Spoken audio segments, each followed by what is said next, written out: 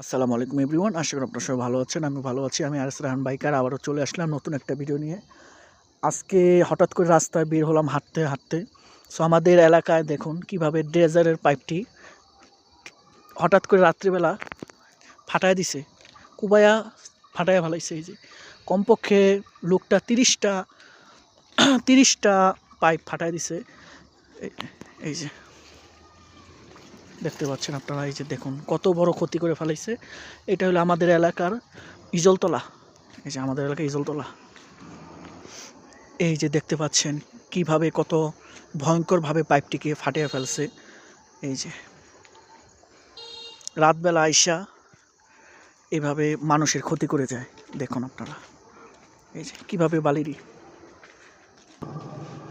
এই যে দেখতে পাচ্ছেন আপনারা কিভাবে পাইপটিকে এমন করে মানুষের যে ক্ষতি করে আগে জানতাম না। এটা স্থান হলো হিজলতলা আমাদের এলাকায়। এই যে ওই ক্ষেত দিয়ে আসতে পাইপটি। এই যে দেখতে পাচ্ছেন কিভাবে মানুষের ক্ষতি করে মানুষ। ওই পর্যন্ত পাইপটি ফাটা। দেখ। সো গাইস, আমার ভিডিওটি এই পর্যন্তই। ভালো লাগলে সবাই লাইক কমেন্ট শেয়ার করে দেবেন। আল্লাহ হাফেজ।